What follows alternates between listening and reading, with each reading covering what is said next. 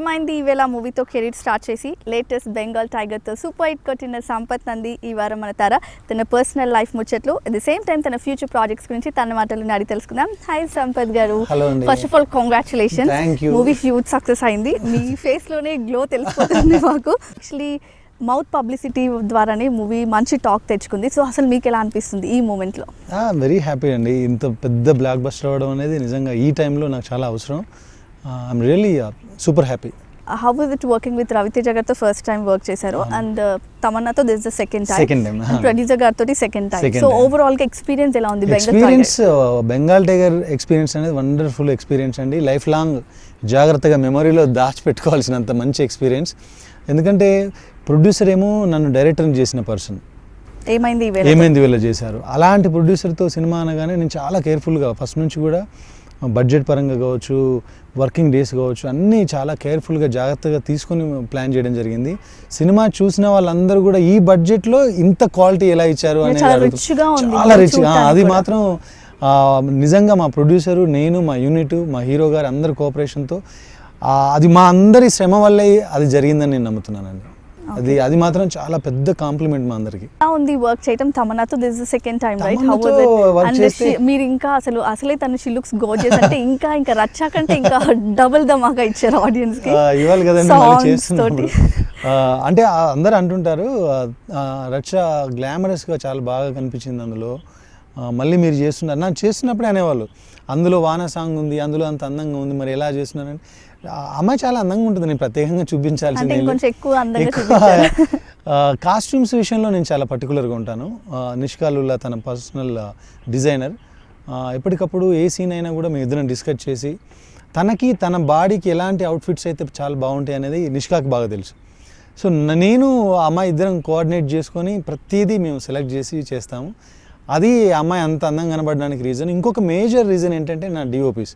అప్పుడు సమీర్ రెడ్డి గారు బ్యూటిఫుల్గా చూపించారు అమ్మాయిని. అలాగే అంతకంటే ఇంకొంచెం 1% బాగా చూపించడానికి ట్రై చేశారు మా సౌందరరాజన్ డిఓపి. సో వాళ్ళ కోఆపరేషను, అందరి కోఆపరేషన్ వల్లే అంత అందంగా అమ్మాయి కనిపించిందని అనుకుంటున్నాను. సో సంపత్ నంది గారు మాకు ఏమైంది ఈ వేళ నుంచి తెలుసు, తర్వాత గాలిపటంకి ప్రొడ్యూసర్ గారు తెలుసు, రచ్చ అండ్ ఇప్పుడు బెంగాల్ టైగర్. సో అసలు మీకు డైరెక్షన్ మీద ఎప్పుడు మీకు ఇంట్రెస్ట్ కలిగింది అసలు చెప్పాలి అంటే? జెంటిల్మెన్ సినిమా వచ్చినప్పుడు, అంటే అంతకుముందు రైటింగ్ ఏదో పిచ్చి ఉండేది, చిన్న కవిత్వాలు రాయడాలు, పాటలు రాయడాలు. మా ఇంటి దగ్గరలోనే లైబ్రరీ ఉండి ఎక్కువ చదువుతుండేవాడిని నేను. ఆ లిటరేచర్ వల్లనో లేదంటే ఇలాంటి వాటి ఇన్ఫ్లుయెన్స్ వల్లనో నేను ఏదో పిచ్చి గీతలు రాస్తుండేవాడిని. రాస్తుంది ఆల్రెడీ నా మైండ్లో ఉంది కాబట్టి జెంటిల్మెన్ సినిమా వచ్చినప్పుడు అది చూసినప్పుడు నాకు ఆ చేజు బిగినింగ్ ఎపిసోడ్ అర్జున్ గారిది, ఆ పోలీస్ స్టేషన్లో టార్చర్ చేసే ఎపిసోడ్, ఆ ట్రాఫిక్ ఎపిసోడ్, ఇలాంటివన్నీ నాకు ఒక మంచి పదం ఉంటుంది, మంత్రముగ్ధుల్ని చేస్తుంది సినిమా. అలాంటి పరిస్థితి కలిగింది నాకు అప్పుడు అనమాట. అదొక బ్యూటిఫుల్ ఎక్స్పీరియన్స్, మర్చిపోలేని ఎక్స్పీరియన్స్. దాని ద్వారానే నేను ఏంటంటే రిపీటెడ్గా ఆ సినిమా చూడడం, మనం ఏదో రాస్తున్నాం కదా, మనం బాగానే రాస్తామేమో, డైరెక్షన్ వైపు ఎందుకు వెళ్ళకూడదు, ట్రై చేయకూడదని ఆ రోజు అది ఒక రకంగా నా మైండ్లో ఒక సీడ్ లాగా పడిపోయింది. అప్పటి నుంచి ఇక నన్ను నేను డెవలప్ చేసుకుంటూ సినిమా చూస్తే కేవలం ఎంజాయ్ చేయడానికే కాకుండా అబ్జర్వేషన్గా చూస్తూ అక్కడ నుంచి స్లోగా ఆ తర్వాత ఫార్మసీలోకి వెళ్ళడం, మురళి గారి దగ్గర అసిస్టెంట్గా జాయిన్ అవ్వడం, జర్నీ స్టార్ట్ అవ్వడం, ఇదంతా జరిగింది. సో ఫస్ట్ ఏమైంది ఈవేళ movie? So low budget movie and ఒక నార్మల్ హీరోతో చేశారు. దాని తర్వాత వెంటనే Racha, he's a super star. Then again Bengal tiger. అంటే చాలా తక్కువ మందికి ఈ ఛాన్స్ వస్తుందని చెప్పాలి, బికాస్ సెకండ్ అండ్ థర్డ్ మూవీకే మీరు టాప్ స్టార్స్తో చేశారు, టాలీవుడ్లో టాప్ స్టార్స్ తోటి. సో అసలు ఎలా, how did it happen? It's all about story అండి. స్టోరీ మనం ఎవరి దగ్గరికి వెళ్ళాలన్నా, మనం ఒకరి దగ్గరికి అప్రోచ్ అవ్వాలంటే, ఏమైంది వేళ తర్వాత నేను తిరుపతి ప్రసాద్ గారికి కథ నచ్చి, అశోక్ కుమార్ గారికి, శానం నాగ అశోక్ కుమార్ గారికి కథ నచ్చి, చరణ్ గారికి మీరు కథ చెప్తారా అన్నప్పుడు నేను చెప్తానని కాన్ఫిడెంట్గా చెప్పగలిగానంటే నా దగ్గర ఉన్న స్టోరీ. ఆ స్టోరీ ఇచ్చిన బలంతోనే నేను ఆయన దగ్గరికి వెళ్ళాను. చెప్పగానే 2.5 గంటలు కథ వినేసి ఇమ్మీడియట్గా చేస్తామన్నారు. సో నన్ను మోటివేట్ చేసింది కానీ, నన్ను ఇంత దూరం కెరీర్లో ముందుకు తీసుకొచ్చింది కానీ నేను రాసిన అక్షరాలు, నేను రాసిన కథనేనండి. అదే నన్ను ముందుకు తీసుకెళ్తాను. సో మీరు స్టార్టింగ్ నుంచి, అంటే ఇండస్ట్రీ ఇట్స్ లైక్ ఒక హ్యూజ్ ఓషన్ కదా, సో చాలా స్ట్రగుల్ అవ్వాలి అని అంటూ ఉంటారు కొంతమందికి ఈజీగా రావచ్చు, బై లక్ చాలా నేను నమ్మను. బై లక్ వచ్చితే అది 1-2 సినిమాల వరకు ఉంటుందేమో కానీ మీరు హార్డ్ వర్క్ చేయకపోతే మీరు ఏ ఫీల్డ్లో ఉన్నా మీరు ఆ ఫీల్డ్లో మీకు ఆ లాంగ్ రన్ అనేది ఉండదు. మీరు అక్కడ స్టేబుల్గా ఉండి మీ స్టాండర్డ్ని 10 కాలాల పాటు ఆ ఫీల్డ్లో మీరు కొనసాగించలేరు.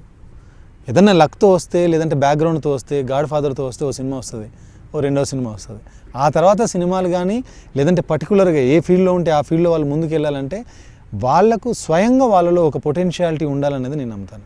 మీరు అంటే జెంటిల్మెన్ చూసినప్పుడు ఇన్స్పైర్ అయ్యి ఎంత కష్టపడి వచ్చారు అంటే అది చూసే సినిమాని కదా, అది చూసినప్పుడు డైరెక్టర్ అవ్వాలనిపించింది. డైరెక్టర్ అవ్వాలని. దాని ముందు నేను ఫస్ట్ చూసిన సినిమా ఎముడికి మోడు చిరంజీవి గారిది. అక్కడ నుంచి నాకు ఒక పిచ్చి మొదలైంది. బట్ జెంటిల్మెన్ చూసిన తర్వాత డైరెక్షన్ వైపు మైండ్ వెళ్ళిపోయింది, ఎందుకో తెలియదు. అంటే టెక్నికల్గా బాగుండడం వల్లనో లేదా ఎందుకో. అంతకుముందు ఎన్నో ఇంగ్లీష్ సినిమాలు చూశాను కానీ అది మనది కాదనే ఫీలింగ్ ఇంగ్లీష్ సినిమాలు చూస్తే. ఇదేదో తెలుగు సినిమా, మన పక్క రాష్ట్రం నుంచి వాళ్ళు తీసిన సినిమా, అంటే ఇక్కడ వాళ్ళు ఇంత బాగా తీస్తారా, మనం కూడా ట్రై చేయొచ్చు కదా అనేది అది ఒక స్టార్టింగ్ పాయింట్ అనమాట. సో మీరు వచ్చిన తర్వాత ఇంత కష్టపడి మీకు ఏమైనా స్ట్రగుల్స్ ఫేస్ చేశారా? లేదు అదే అండి, నేను అది అంటే ఒక మూవీ వచ్చి పోవడము దట్ కైండ్. అది చెప్పాను కదా నేను మీకు. నా ఏమైంది వీళ్ళ ఫస్ట్ మూవీ కాదండి. యాక్చువల్లీ నేను ఇండస్ట్రీకి వచ్చిన 5-6 ఇయర్స్లోనే డైరెక్టర్ అయిపోయాను. కన్నడ సూపర్ స్టార్ ఉపేంద్ర గారితో నేను ఇక్కడ ఒక సినిమాకి రైటర్గా పనిచేస్తున్నప్పుడు పరిచయం జరిగింది. నేను రాసిన స్క్రీన్ ప్లే డైలాగ్స్ అంతా నచ్చి, స్టోరీ ఉంటే చెప్పండి మనమే సినిమా చేద్దామని అంటే నేను ఆయనకు స్టోరీ చెప్తే నన్ను కర్ణాటక తీసుకెళ్ళిపోయి కన్నడలో ఒక పెద్ద బడ్జెట్ సినిమా ఇచ్చారు ఆయన. ఫస్ట్ టైం నాకు డైరెక్షన్ అవకాశం వచ్చింది 2007లో. ఓకే, కన్నడలో. ఆ సినిమా చాలా హ్యాపీగా 95% షూటింగ్ అయిన తర్వాత ఆగిపోయింది. అవి కూడా చాలా సిల్లీ కారణాలు, సిల్లీ రీజన్స్ అనమాట. ఆగిపోతే 1 సంవత్సరం కాదు 2 సంవత్సరాలు, 2 సంవత్సరాల 2 నెలలు అనుకుంటాను, బెంగళూరులో ఒక ఆఫీస్లో నెక్స్ట్ మంత్ స్టార్ట్ అవుతుందని ఆల్మోస్ట్ ఆ 2 సంవత్సరాల కాలం ఆఫీస్ రూమ్లో బ్రతికాను నేను. శాలరీ లేదు, కమ్యూనికేషన్ లేదు. ఆ టైంలోనే ఆ సినిమా స్టార్ట్ అయిన తర్వాత షూటింగ్ జరుగుతున్నప్పుడు నేను మ్యారేజ్ చేసుకున్నాను. సో దానికి ఎన్నో అంటే నేను ఇది నాదేం గ్రేట్గా నాకే జరిగిందని చెప్పాను. ఎనీ టెక్నీషియన్కి ఎవరైనా సరే ముందుకెళ్తున్నప్పుడు తమ కెరీర్లో ఇలాంటి ఇబ్బందులు అనేవి జరుగుతూనే ఉంటాయండి. వాటిని దాటుకొని ముందుకెళ్ళినప్పుడు ఇంకా మనకి ఈజీ అయిపోతుంటుంది. మిగతా వచ్చే ప్రాబ్లమ్స్ కావచ్చు, తర్వాత వచ్చే సక్సెస్ ఫెయిల్యూర్స్ అన్నీ కూడా చాలా ఈజీగా అనిపిస్తుంటాయి. ఓకే. సో అప్పుడు ఆ టైంలో నాకు జరిగిన 2 ఇయర్స్ నేను ఎక్కువగా స్ట్రగుల్ అయిన పీరియడ్ అని నేను నమ్ముతాను. ఓకే, తర్వాత అది వర్కౌట్ అవ్వలేదా? అది అవ్వలేదు. ఆ సినిమా అలా ఉండగానే ఇంకా నేనే రియలైజ్ అయిపోయి ఇంకేం అవ్వదు, ఇక లాభం లేదు, మళ్ళీ ఏదో ఒకటి చేయాలి, రైటర్ని మేల్కొల్పాలని ఒక స్క్రిప్ట్ రాసుకొని దానికి మైత్రివనం అనే టైటిల్ పెట్టుకొని రాధామోహన్ గారికి ఆ స్క్రిప్ట్ వినిపించడం, ఆయన విన్న వెంటనే ఆయనకు నచ్చిన వెంటనే సినిమా చేయాలనుకోవడం, చేయడం. ఇంకా టైటిల్ చేంజ్ అయింది. మైత్రివనం అంటే అందరికీ తెలియదేమో, ఏమైంది వేళ పెడదామని మా యూనిట్లో మా ప్రొడ్యూసర్ గారితో పాటు అందరూ అంటే సరే ఓకే టైటిల్ ఏముంది అని టైటిల్ మార్చడం, అలా నా కెరీర్కి ఒక బీభత్సమైన మంచి పుషింగ్ ఇచ్చింది అసలు. First movie it's super movie. Nice talk. ఆ తర్వాత అలాంటి సినిమాలు 100 వచ్చినాయి, మీ అందరికీ తెలుసు. అంతే అడ్వాన్స్డ్గా, బోల్డ్గా, చాలా ఫ్రెష్గా అటెంప్ట్ చేసిన సినిమా అది. మీరు పర్సనల్గా మీకు ఎలాంటి మూవీస్ అంటే ఇష్టం? నేను అదే సినిమా చూసి డైరెక్టర్ అవ్వాలనుకుంది అలాంటి కమర్షియల్ మాస్ సినిమాలు అండి. నాకు తీయాలంటే మీరు కూడా ఎక్కువ అలాంటి అంటే ఫస్ట్ మూవీని వదిలేస్తే ఫస్ట్ మూవీ కూడా అలాంటిదే. ఉపేంద్ర గారితో అనుకున్న బ్లాక్ అనే సబ్జెక్టు నాకు మాత్రం పర్సనల్గా తీయడం ఇలాంటి మాస్ జానర్లో ఎక్కువ మందికి రీచ్ అయ్యేలాగా, అందరూ ఎంజాయ్ చేసేలాగా ఉండే సినిమాలు ఇష్టం అండి. పర్సనల్గా చూడడానికి మాత్రం రాజ్ కుమార్ హిరాని గారి సినిమాలు అంటే ఇష్టపడతాను చాలా. మీరు అలాంటివి ట్రై చేయరా? అలాంటివి ప్రస్తుతానికైతే అలాంటి ట్రై చేసే ఆలోచన లేదు, 1-4 సార్లు చూసి ఎంజాయ్ చేసే ఆలోచన మాత్రం. ఓకే, సో డైరెక్షన్ని కొంచెం సేపు పక్కన పెడితే అసలు ఫ్రీ టైంలో హౌ డు యూ స్పెండ్? అసలు ఫ్యామిలీతో స్పెండ్ చేయడానికి ఇష్టపడతారా, ఫ్రెండ్సా, లేకపోతే బయటకి ఎక్కడికైనా? అసలు బయటికి అనేది చాలా తక్కువ అండి. కంప్లీట్ ఫ్యామిలీ మ్యానా? అలాంటి ఫ్యామిలీ మ్యాన్ ఏమో తెలియదు, రూమ్లో ఉంటాను, ఇంట్లోనే ఉంటాను నేను ఎక్కువ.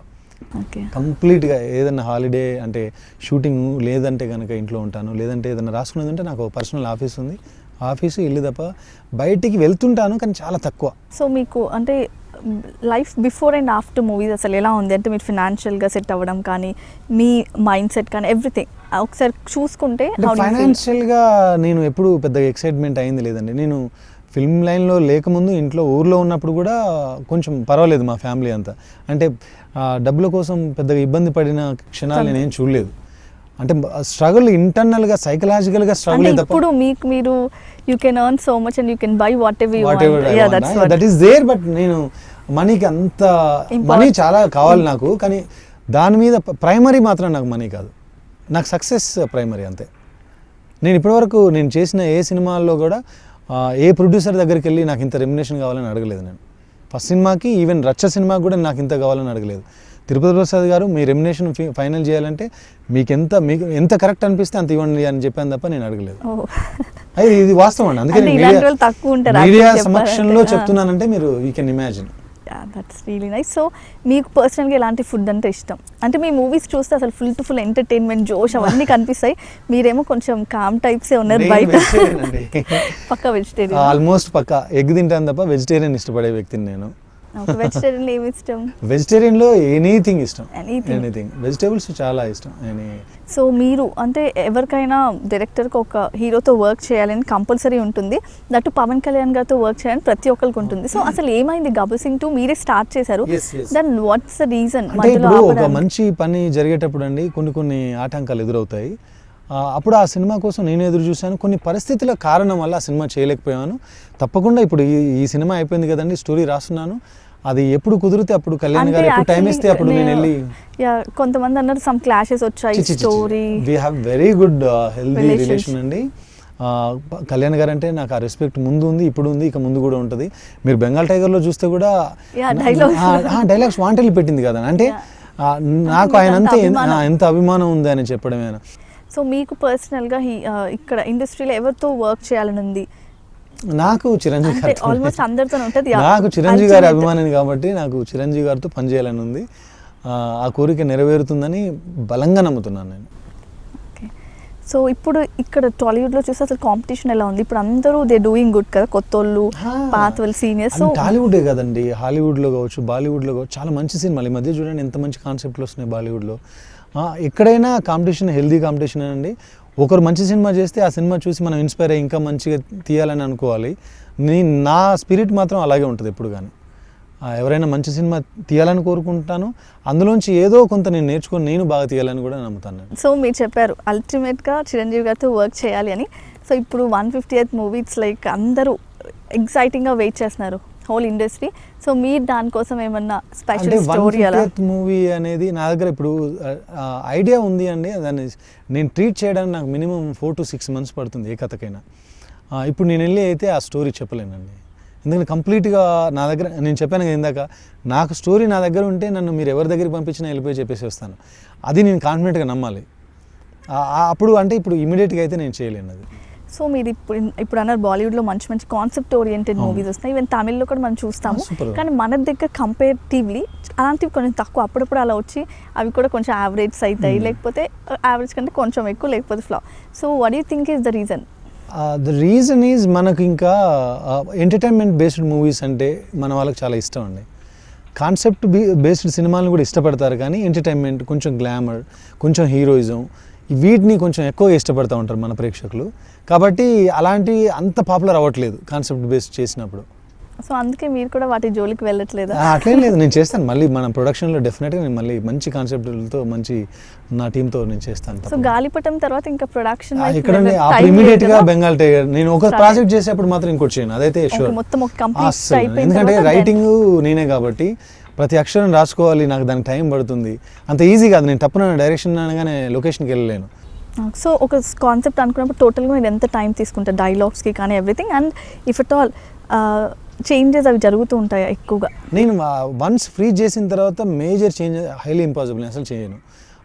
ఎందుకు చేయను అంటే ఒకసారి హీరో గారితో మాట్లాడి, ప్రొడక్షన్ హౌస్తో, ప్రొడ్యూసర్తో మాట్లాడి అందరం అనుకున్న తర్వాత ఒకటి ఫ్రీజ్ చేస్తాం కదండి.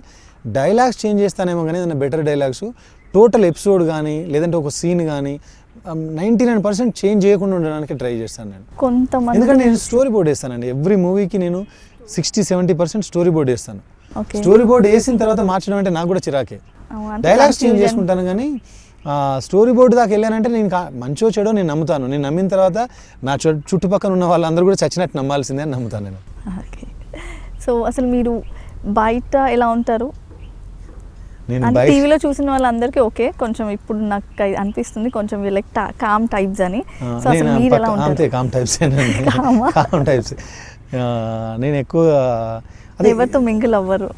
అవుతానండి. అంటే నాకు ఎలా అంటే వాళ్ళ ప్రొఫెషన్ కంటే వ్యక్తిగతంగా వాళ్ళు నచ్చితే కొంచెం ఎక్కువ క్లోజ్ అవుతాను నేను. నాకు ఎక్కువ కాలం పరిచయం ఉంటే ఎక్కువ క్లోజ్ అవుతానేమో అనిపిస్తుంది.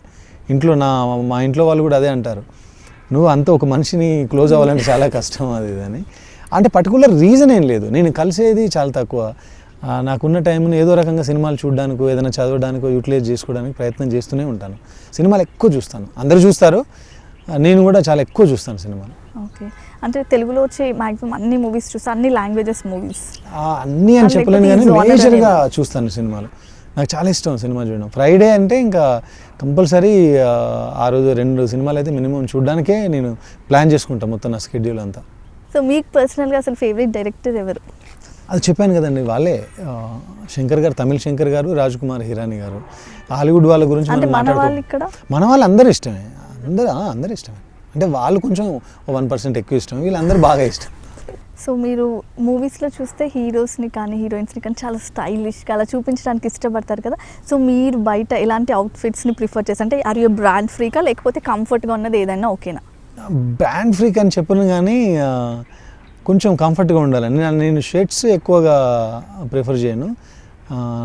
99% నాకు పోలోస్ కానీ టీస్ కానీ నాకు చాలా ఇష్టం. ఓకే, సో మీరు చెప్పారు మీరు కంప్లీట్ ఫ్యామిలీ మ్యాన్ అని. సో యూఆర్ మ్యారీడ్ ఆల్రెడీ చెప్పారు, అప్పుడు ఆ టైంలో బ్లాక్ మూవీ టైంలో మ్యారేజ్ అయింది. సో అసలు ఎలా స్పెండ్ చేస్తారు ఫ్యామిలీ? అంటే మీరు ఏదైనా స్టోరీ అనుకున్నప్పుడు ఇంట్లో వాళ్ళ సజెషన్స్ తీసుకోవడం అలాంటివి ఏమైనా ఉంటాయా? వాళ్ళు సజెషన్స్ ఇవ్వరు, ఇచ్చినా నేను వాళ్ళని ఏదో రకం కన్విన్స్ చేస్తాను వాళ్ళదే తప్పని. వాళ్ళకి ఏంటంటే టార్చరు రాసే ప్రతి చెప్తుంటాను, వాళ్ళు ఎంజాయ్ చేసే వరకు ఎంజాయ్ చేస్తారు. లేదంటే నాకు ఒక బాబు అండి, వాడికి 4.5 years వాడికి.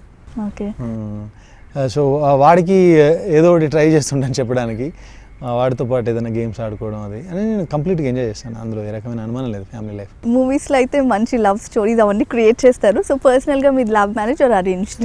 Love marriage. లవ్ మ్యారేజా? మా సిస్టర్ వాళ్ళ క్లాస్మేట్ అమ్మాయి, ఇంకా మామూలుగా వాళ్ళతో ఎక్కడికో ఏదో బర్త్డేకి వచ్చినప్పుడు చూసి ఆ తర్వాత అలా జరిగిపోయింది.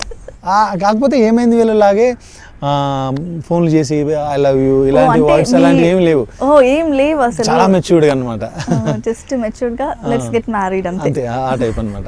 సో ఇప్పుడు కూడా ఆల్ హ్యాపీ? అదే, మాదేం ప్రాబ్లమేటిక్ లవ్ మ్యారేజ్ కాదు. ఓకే, అంత సేఫ్ హ్యాపీ. అంటే అండర్స్టాండింగ్ ఉన్నప్పుడు ఏది ఇబ్బందులు ఉండదని నమ్ముతాను. Yeah, that's true. So coming to the movie, Prithvi అసలు he was like extraordinary. Yeah, seriously అసలు అందరూ రవితేజ గారికి ఎన్ని మార్క్స్ ఇస్తున్నారు, ఈక్వల్లీ అన్ని మార్క్స్ ఇస్తున్నారు, యాక్టింగ్ ఎవ్రీథింగ్. సో మీరు అసలు పర్సనల్గా ఇది అనుకున్నప్పుడే పృథ్వీ గారిని అనుకున్నారు లేకపోతే ఏమైనా చేంజెస్? ఇందాక దీని విషయంలో మీకు స్పెషల్ మెన్షన్ అండి. ముందు కథ రాసి స్క్రీన్ ప్లే రాసినప్పుడు ఈ ట్రాక్ ఇంట్లో వాళ్ళ తమ్ముడు క్యారెక్టర్ ఉంది కానీ ఈ రేంజ్లో లేదు. తర్వాత రవి గారు మేమందరం కూర్చున్నాం, రీడింగ్ అంతా అయిపోయిన తర్వాత ఇది ఇంక ఎంటర్టైనింగ్ చేస్తే బాగుంటుందని రవి గారు అన్నారు. ఇమీడియట్గా నేను డెవలప్ చేసి చెప్పాను, ఇలా ఉంటే బాగుంటుంది అంటే అదిరిపోయింది చేసేయాను. తర్వాత పృథ్వీ గారిని కలిసి ఆయన ఒకసారి వీలు చూసుకొని రమ్మని చెప్పేస్తే ఆయన ఆఫీస్కి వచ్చారు. క్యారెక్టర్ ఆయన కంప్లీట్గా నరేట్ చేశాను. ఇలా ఉంటుందంటే ఆయన 2-3 సినిమాలు ఉంటే ఆ డేట్స్ అన్ని అడ్జస్ట్ చేసేసి నేను తప్పకుండా చేస్తానని చెప్పేసి ఆయన ఒప్పేసుకుని ఆయన కంప్లీట్గా జీవించేసి ఆయన ఆ రోజు విన్న తర్వాత ఆయన రియాక్షన్ నాకు ఇప్పటికీ గుర్తు. అద్భుతమైన సార్, ఇది 100% చాలా బాగా వర్కౌట్ అంటే ఆయన బాగా జడ్జ్ చేయగలిగారు ఆ రోజు. ఈ మూవీ చూసిన తర్వాత అసలు ఎలాంటి అప్లాజ్ వచ్చాయి, ఎస్పెషల్లీ ఇండస్ట్రీ వాళ్ళ దగ్గర? ఇండస్ట్రీలో వీళ్ళు వాళ్ళని కదా అందరి వైపు నుంచి 100% పాజిటివ్ అప్రిషియేషన్ వచ్చింది.